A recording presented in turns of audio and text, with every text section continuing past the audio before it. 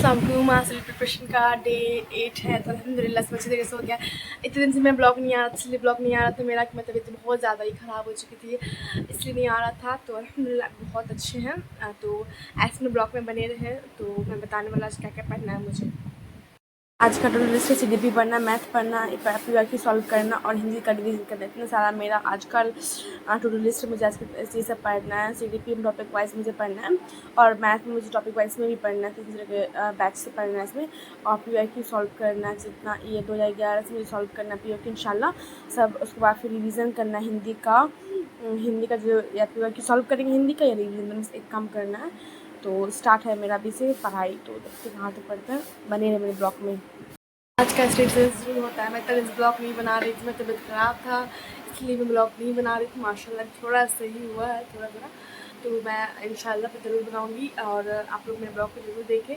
तो study blog को तो अभी मैं जितना भी बता रही मुझे CDP पढ़ना है, तो CDP मैं सोच रही टॉपिक वाइज पढ़ने की, जैसे आपका कॉन्सेप्ट क्लियर रहेगा ना तो आप अच्छी तरीके से उसको पढ़ सकते हो और सब समझ सकते हो। तो PYQ सॉल्व करके इंशाल्लाह वो भी करना है मुझे। तो पहले हम टॉपिक वाइज खत्म करेंगे। मैथ बहुत ज़रूरी है, मैथ वीक नहीं, मैं सोचते कि आगे पहले टॉपिक वाइज ख़त्म कर दें, उसके बाद फिर PYQ, उसके बाद फिर इस तरीके से हम अपना स्टार्ट करें। अभी तो ये मंथ ख़त्म ही होने वाला है, कुछ मंथ बाकी है, उसके बाद फिर अगले मंथ है, उसके बाद फिर नेक्स्ट मंथ 2 मंथ बचेगा। फिर 2 मंथ में फिर तैयारी भी करना है, फिर DLED सेकेंड ईयर का प्रिपरेशन मुझे करना है कि मेरा एग्ज़ाम भी है उसका। तो इंशाल्लाह इंशाल्लाह अच्छी तरीके से हो जाए मेरा। तो अभी मैं जितना भी मैं टॉपिक वाइज ख़त्म करती हूँ उसके बाद मैं जितना भी सब कुछ ख़त्म करूँगी। तो अभी मैं जितना भी छोटी मैम का क्लास देखना है, आप लोगों को भी जैसे समझ में नहीं आ रहा है हमें कैसे पढ़ना है, तो पहले आप लोग टॉपिक वाइज खत्म, पहले PYQ सॉल्व डायरेक्ट मत करें, पहले आप लोग PYQ से शुरू करें। ऐसे PYQ से शुरू स्टार्ट करें, कैसे पढ़ना, किस तरीके से पढ़ना है। इस तरीके से आपका बहुत ज़्यादा ही अच्छा रहेगा और टाइम मैनेजमेंट हो पाएगा। पहले टॉपिक वाइज खत्म करें, तो मैं अभी स्टार्ट करने वाली हूँ टॉपिक वाइज CDP। मैम का मैं टॉपिक वाइज यहाँ से शुरू करेंगे पढ़ना। तो मुझे जितना सारा मुझे मैम का पढ़ना है, मैं 2-3 दिन से नहीं पढ़ रही, जैसे भी बहुत सारा टॉपिक है पढ़ने के लिए, फिर इसका टेस्ट भी देना है मुझे। तो अभी मैं पढ़ूँगी यहाँ से टॉपिक जितने भी PYQ में सॉल्व हो चुका है मेरा। बाल केंद्रित का जितना भी क्वेश्चन करना, ये तो उन दिन पढ़े थे तो वो कम्प्लीट हो गया था। इसके आगे जितना भी टॉपिक है सब टॉपिक को कंप्लीट करना है मुझे, सारी टॉपिक को इंशाल्लाह कंप्लीट करना है। कहाँ गया ये, तो हिंदी है, EVS का भी था मार्च, तो सारे क्वेश्चन ये सब है, ये देखना है पूरा। उसके बाद फिर ये इसका क्लास नहीं देखना, दूसरे क्लास देखना है। उसके बाद फिर टॉपिक ख़त्म करने के बाद फिर मैं अदर क्लास करूँगी।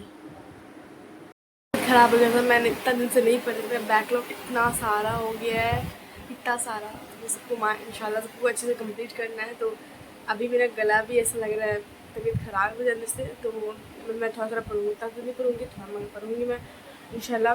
मुझे सॉल्व करना जितना सारा क्वेश्चन है, तो मेरे ब्लॉग में बने रहे। कड़ी पढ़ाए, ये चैप्टर मुझे 6 पढ़ना है, इससे उसका नोट्स भी मैंने लिया, शॉर्ट नोट्स में बनाती हूँ उतना, ये हैवी मतलब शॉर्ट नोट्स के हिसाब से। तो ये पूरा CDP ये जितना भी है, अब ये मेरा CDP का नोट्स है सारा।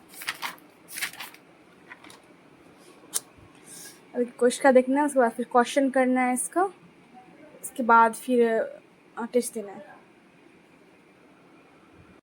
इतना भी था, 2 क्लास में मैं छोटे मैम का देख चुकी हूँ, ये पूरा बाल केंद्रित वाला। इसमें जितना भी सब 4 सब्जेक्ट बहुत अच्छा इंपॉर्टेंट, बहुत अच्छा ये चैप्टर का आप लोग पढ़ लोगे तो आप लोगों को मैथ में और मैथ पैरालॉजी में, EVS पैरालॉजी में सब में यूज़ होगा, सब कुछ में ये यूज़ होता है। जैसे एग्जाम्पल ये हो गया, नेगेटिव वर्ड इसमें बहुत ज़्यादा ही रहता है। आप नेगेटिव वर्ड पे टारगेट कर लोगे तो आप लोगों को पढ़ना और समझना बहुत अच्छा होगा। जैसे एग्जाम्पल मैं बताऊँगी इस वीडियो में कि जैसे पॉजिटिव वर्ड क्या हुआ, बच्चा लोग को हम लोग का ना रचनात्मक करना, हमसे जिज्ञासु रहना, करके सीखना है। बच्चा लोग को ये नहीं कि उस पर बच्चा को करके सिखाना है, अवसर प्रदान करना है। इस तरीके से आप ये चैप्टर में आप लोग पढ़ सकते हो कि बच्चों को इम्पोर्टेंट देना है कि नहीं देना है। और नेगेटिव वर्ड जैसे आप लोगों को ना उसमें सज़ा बच्चा को नहीं देना, जहाँ सज़ा मिल गया क्वेश्चन में आप लोग को नेगेटिव उसको इनकी आप लोग उसको काट देना है, आप लोग उसको पॉजिटिव नहीं मानिएगा, ये सब नेगेटिव वर्ड है। आप लोगों को ना कंपटीशन मैटर ये नहीं करना है, किसी बच्चा से किसी बच्चा का तुलना नहीं करना है। सो एग्जाम्पल आप लोग को यहाँ बच्चा बैठा हुआ लाइक क्लास में बच्चा लोग आप कंपटीशन कर रहे हैं कि उसके तरह मार्क्स तुमको क्यों नहीं आया, तुमको क्यों नहीं, ऐसे कंपटीशन किसी से नहीं करना। आप उसको हमेशा ये करना है कि उसको क्यों नहीं आ रहा, प्रॉब्लम सॉल्वर की तरह काम करना। हाँ, क्यों नहीं आ रहा, उस पर काम करिए आप लोग। उस पर कोई प्रॉब्लम हो गया, उसे बाहर लिए जाए, उसको एक्सप्लोर कर, उसको दिखाए, इसको हाँ ऐसा होता है, बताइए उसको क्वेश्चन। आप उसको ना परीक्षा केंद्रित नहीं रहना है। आप यानी कि सिर्फ परीक्षा दे, यानी कि आप एग्ज़ाम ले रहे हो, उसका समझा नहीं रही हो, पढ़ा नहीं रही हो, ऐसा नहीं करना है। आप लोग दोहराओ और हटाना नहीं है कि हाँ हमको ये नोट्स ले लो, ये चैप्टर ले लो, ये पढ़ लो, बस आप लोग का निकल जाएगा, ऐसा नहीं करना है। जितना भी वर्ड है सब आप नेगेटिव वर्ड है, ये जहाँ आप जाएगा आप लोगों को, तो आप उसको काट दीजिएगा। इग्नोर, सबसे मेन एग्जाम इग्नोर करना। वहाँ कोई क्लास में कोई बच्चा सब हो गया, वो इग्नोर कर दिए कि ये कैसा बच्चा है, पढ़ता नहीं, ये नहीं करता, इग्नोर नहीं करना, उसको समझना है आपको।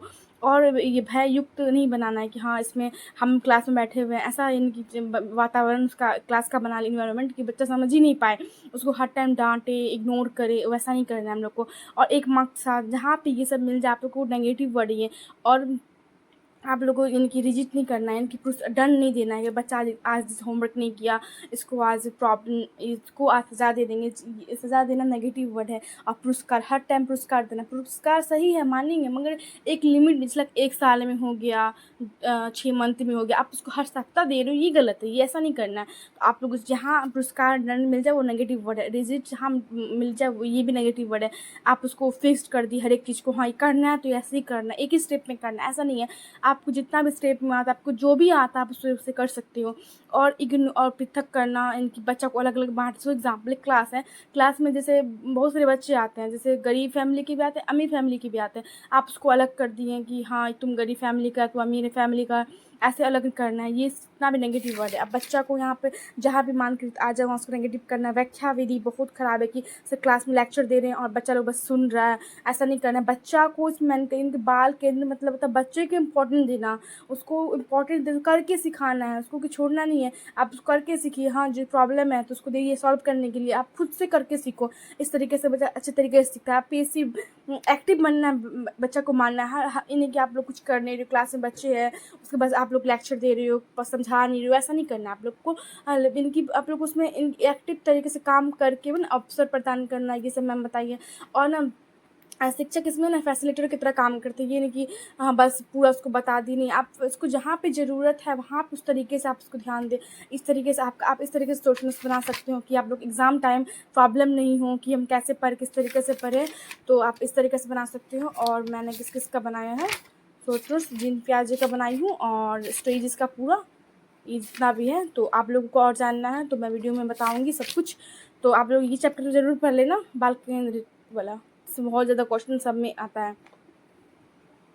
अल्हम्दुलिल्लाह CDP जितना तो सब सारा खत्म कंप्लीट हो चुका है। मैंने नाश्ता सुबह कर लिया और CDP जितना CDP पूरा कंप्लीट हो चुका है। CDP में जितना मैं टॉपिक की हुई थी तो वो कंप्लीट हो गया है। उसके बाद फिर अभी नेक्स्ट मैं मैथ पढ़ूँगी इंशाल्लाह। उसके बाद फिर मैं भी हिंदी कुछ रिवीजन करना था, सो वो भी करना है। तो अभी मैथ मैं सोची हूँ मैंने मैथ पढ़ लेती हूँ। मैथ बहुत ज़्यादा ही वीक पॉइंट है मेरा, उतना नहीं है, थोड़ा सा, इसलिए मैं अब बहुत कम दिन बाकी है। तो आप लोगों को अच्छी तरीके से पढ़े, तो समझ में कोई कॉन्सेप्ट नहीं आता तो मुझे कमेंट में ज़रूर बताया, मैं उसका रिप्लाई इंशाल्लाह ज़रूर दूँगी। तो आज ना मैथ के जितना भी है ना, मैथ पैरोलॉजी 15 मार्क्स का आता है, वो भी कंप्लीट हो जाता है कि अच्छा रहेगा।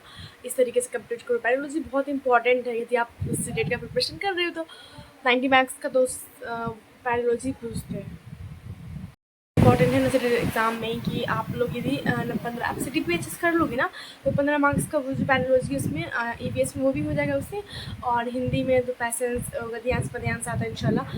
और वो यदि आप प्रैक्टिस बहुत ज़्यादा करके जाओगे क्वेश्चन सब, तो आप लोगों से बन सकते हैं। तो 15 90 मार्क्स तो ईजी है, यदि ईजी नहीं यदि अच्छे से पढ़ेंगे तो इंशाल्लाह आ जाएगा वैसे। तो आप लोग इस तरीके से हो सकता है। तो ऐसा आप लोग कर सकते हैं। आप लोग का मैथ वीक है तो आप लोग ये कर सकते हो कि मैथ पैरोलॉजी पर ध्यान दी ज़्यादा, जैसे मैं करती हूँ, पैरोलॉजी ज़्यादा ध्यान देती हूँ कंपेयर अदर। और CDP स्ट्रॉन्ग कर, फिर EVS के पैरोलॉजी के लिए प्लेलिस्ट देखना है। हिंदी के लिए तो मैं सर क्लास करवाते हैं, उसको देखिए, और स्वीटी मैम की क्लास है उसे पूरे देखिए, तो इस तरीके से आपका हिंदी में कम्प्लीट हो जाएगा। और मैम उर्दू के लिए ट्रिक बताई हुई है, तो उर्दू के जो भी स्टूडेंट प्रॉब्लम होता है तो आप इस तरीके से अपना कॉन्सेप्ट क्लियर कर सकते हो उर्दू के लिए। कौन सा सिलेबस कैसे पढ़ना है, किस तरीके से पढ़ना है। तो पहले सिलेबस को नोट करें, उसके बाद फिर पढ़ें। तब मैथ में 15 मार्क्स का कंटेंट पूछता है पेपर 1 में, दोनों पेपर 2 में सेम ही ऐसी है। और पेपर 2 उसके बाद फिर दोनों ऐसे ही है, और 15 मार्क्स का पैरोलॉजी पूछता है। इस तरीके से आप कंप्लीट कर सकते हो। तो पहले हम सोचे कि पहले कंटेंट ख़त्म कर दें, उसके बाद पैरोलॉजी ख़त्म करने का सोचे हैं। तो पहले जितना भी टॉपिक है टॉपिक को ख़त्म करना है। टॉपिक जितना भी सब लिख लिए हैं, 17 टॉपिक है। First number system, individual, unit, digit, BODMAS, square and cube, simplification, factor, fraction, profit and loss, time, weight, measurement pattern, जितना भी है सारा इस टॉपिक को ख़त्म करना है। उसके बाद फिर पैडोलॉजी ख़त्म करना है। फिर मुझे पीवाईक्यू इसका स्टार्ट करना है। मेरा मैथ बस टॉपिक कुछ कुछ बचा हुआ है, कुछ कुछ इसमें से किए, कुछ कुछ बचा हुआ है। इंशाल्लाह वो सब कंप्लीट करना है। तो मेरी वीडियो में बने रहा। अभी मैं पढ़ने वाली हूँ नंबर सिस्टम। जितना भी था फर्स्ट लेक्चर माशाल्लाह सब अच्छी तरीके से कंप्यूटर का नंबर सिस्टम के बारे में था। उसमें सिर्फ पढ़ाए हुए थे। इसमें था hall number, odd number, natural number, even number, prime number, ये सब था इसमें। और जितना भी सारा सर ना जितना ये सब बता दी, उसके बाद से क्वेश्चन प्रैक्टिस किए, बताए हुए हैं। पीवाईक्यू भी से सॉल्व किए, बहुत अच्छे तरीके से बताए हैं। हर एक चीज़ बताए हैं। हॉल नंबर बताए हैं, जीरो से स्टार्ट होता है, नेचुरल नंबर जो 1 से शुरू होता है, इवन नंबर 2 से विभाजित होता है। आप लोग को समझ, जब भी आप लोग नोट्स बनाए ना, साइड में बगल में लिख देखिए, हाँ इस तरीके से ऐसा होता है। यहाँ साइड बाय साइड लिखते चले। और नंबर किसे कहते हैं 2 से विभाजित नहीं होता, जैसे 1 2 3 4। इवन नंबर जो 2 से विभाजित होता है, जैसे 2 4 6 8। प्राइम नंबर अभाज्य के केवल 2 पूर्णखंड खंड, जैसे 2 3 5 7 11। इस तरीके से सर ने बताए हैं। यहाँ तक composition of place value, local value, of face value, सबके बारे में सर बताए हैं। और क्वेश्चन प्रैक्टिस भी कराया। ये सारा मेरा माशाल्लाह अल्हम्दुलिल्लाह सब कंप्लीट हो चुका है। अब नेक्स्ट लेक्चर मैं कल करूँगी, और ये सारा टॉपिक मुझे ख़त्म करना है। तो इसमें जितना सारा ये है इसके हिसाब से मुझे चलना है, सिलेबस के अकॉर्डिंग चलना है। अभी कोई सा भी पढ़ रहे, तैयारी कर रहे हो, कोई भी एग्ज़ाम का प्रिपरेशन कर रहे हो, तो आप लोगों को सिलेबस के अकॉर्डिंग चलना है। तो इसके अकॉर्डिंग ही पढ़ाई करना है। सबको टॉपिक ख़त्म करना। अभी 2 मंथ है कंप्लीट करने के लिए इतना सिलेबस को। तो इंशाल्लाह मेरी जर्नी में से बने रहें। तो मैं अभी ये नंबर सिस्टम पे हूँ, देखती हूँ कहाँ तक इंशाल्लाह मैं पढ़ती हूँ। और आज के लिए बस इतना ही पढ़ी हूँ, और आगे मैं नेक्स्ट कल मैं पढ़ूँगी। मैथ भी वो सारा कंप्लीट हो चुका है। मैंने टॉपिक वाइज स्टार्ट किया है, तो मैंने सारा कंप्लीट हो चुका है मेरा। उसके बाद फिर मैं अभी हिंदी का रिवीजन करना, पीवाईक्यू सॉल्व करना है। पीवाईक्यू तो मैं पब्लिक कैसे सॉल्व करती हूँ। और सारा मुझे इंपॉर्टेंट क्वेश्चन जितना भी था वो सब माशाल्लाह से कंप्लीट हो चुका है। उसके बाद फिर मैं कुरान शरीफ भी पढ़ चुकी हूँ। तो अब मुझे पढ़ना है, बस हिंदी रिविज़न करना है। तो मैं अभी हिंदी पढ़ना शुरू कर दी हूँ, रिवीजन करना है मुझे, बट अभी रिवीजन करना है। उसके बाद फिर पीवाईक्यू सॉल्व करना है। तो जितने सारे आप लोग को देखो, आप लोग मैं इसमें अच्छे तरीके से बताने वाली हूँ। तो 15 मार्क्स से 30 मार्क्स का होता है ना हिंदी, तो 15 मार्क्स का कंटेंट हो गया। 15 मार्क्स में मैं जैसे पेपर 2 में आप लोग वो लिए हुए जिस लाइक गद्यांश लिए हुए हो, तो 2 गद्यांश पूछ देगा। पेपर 1 में आप लिए हुए उसको, तो 2 गद्यांश 1 पद्यांश पूछेगा। इस तरीके से पहुँचेगा। ये बहुत ज़रूरी है आप लोग को पहले जानना। उसके बाद फिर महत्वपूर्ण मनोविज्ञान जो यानी कि इसमें इंपॉर्टेंट है, ये सब के बारे में आप अच्छी तरीके से जैसे कि ये प्याजी हो गया, इस तरीके से। और इम्पॉर्टेंट टॉपिक कौन सा है, NCF 2020, NCF 2005, भाषा, बहुभाषिकता, भाषा कौशल, 4 तरीके जो होता है, पढ़ना, बोलना, लिखना, सुनना, भाषा के विधियाँ, जितना भी विधि है सब विधि के उपचारात्मक, ये सब टेक्नोलॉजी में, इससे मेरा अल्हम्दुलिल्लाह मेरा मैक्सिमम टॉपिक कंप्लीट हुआ है। इसमें रिवीजन का ज़रूरत है हमको। तो अभी मैं जैसे इसमें भाषा किसे कहते हैं इसके बारे में बहुत इंपॉर्टेंट है।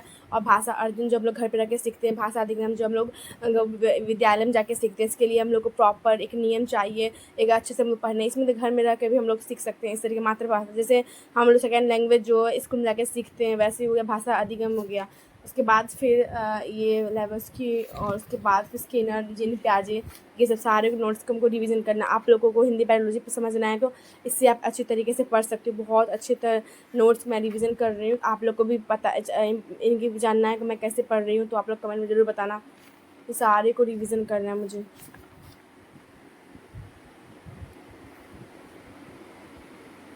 उसमें नोट्स कैसे बनाए मैंने, आप लोग को भी ऐसे नोट्स बनाना है। इस तरह के नोट्स बनाइएगा तो आप लोग को ज़्यादा अच्छी तरीके से समझ में आएगा कैसे पढ़ना, किस तरीके से पढ़ना है।